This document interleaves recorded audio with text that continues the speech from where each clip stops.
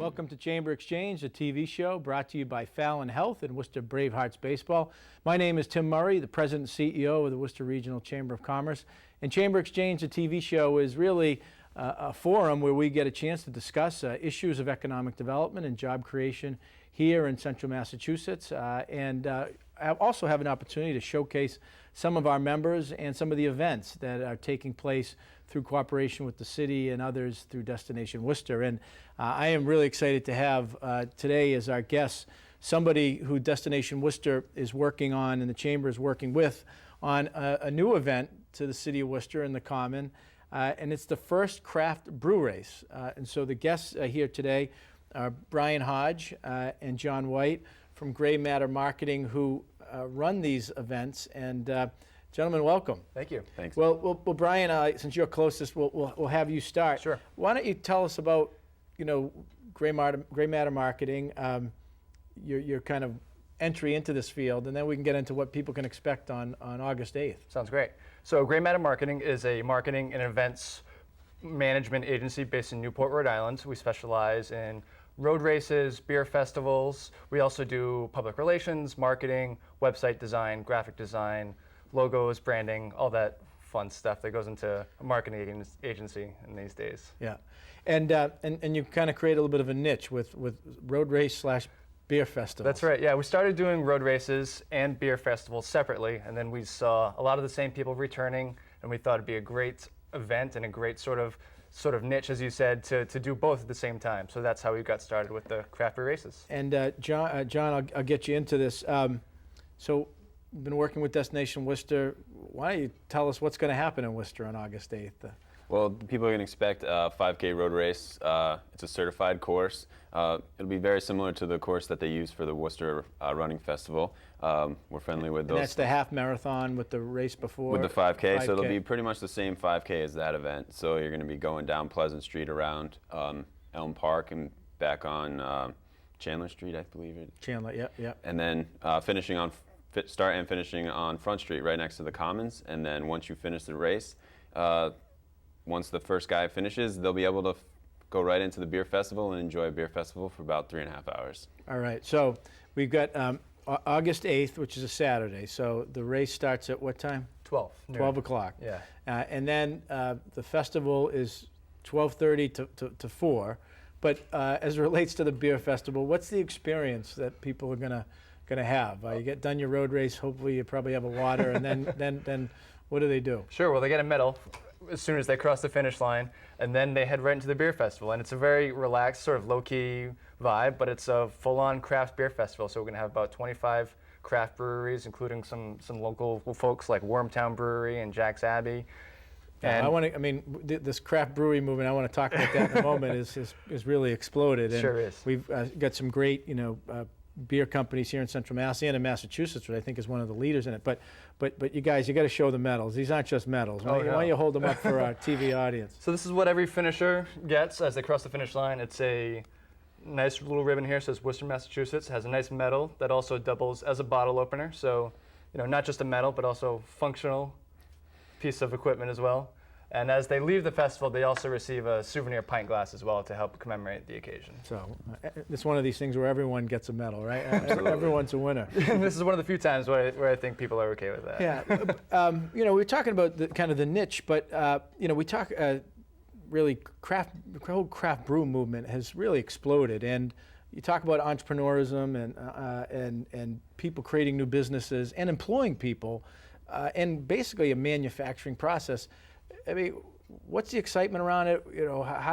What's your experience to date working with this? Well, I sort of liken it to almost going from standard definition television to high def television. Like once you've had some of these great, highly high quality, really poured over products, it's tough to go back to, in my opinion, tough to go back to that stuff you were drinking maybe when you were in college. So it's really just sort of the next evolution of people really understanding the quality and effort that goes into making these really great beverages. And John, what have you seen kind of with this movement? Well, it seems like anybody can do it. People have the interest, and they can start at home, and they can come up with a great ingredients and combination, and then they just have to buy the equipment, and then people are looking for it, so it's out there. And you mentioned a number of companies you're working with. So people come down, August, it's usually a little warm. They get a good workout, a good sweat, and they're going to have a chance then to sample how many different companies? We're hoping for about 25 breweries. Okay. Yeah. And to date, you've got confirmations from? 23 or so. Yeah. Off the top of your head, let's throw them out there because I'm sure people will be interested. I'm excited to try Wormtown Brewery from right here in Worcester. And then also Jack's Abbey from Framingham. Down East Cider. Wachusett. Yeah, Wormtown, a chamber member business who winning all types of awards. Absolutely. It's great stuff. Yeah, I just had their Be Hoppy last week, and it's fantastic. I hope our viewers get that. Be hoppy. Yeah. A little play on Be Happy. Jordan Levy is a local radio talk show former mayor. He ends the show with "Don't worry, be happy." So we're saying, don't worry, be hoppy. Absolutely. So Jack's Abbey, you mentioned Yep, Sam Adams, Traveler Beer Company.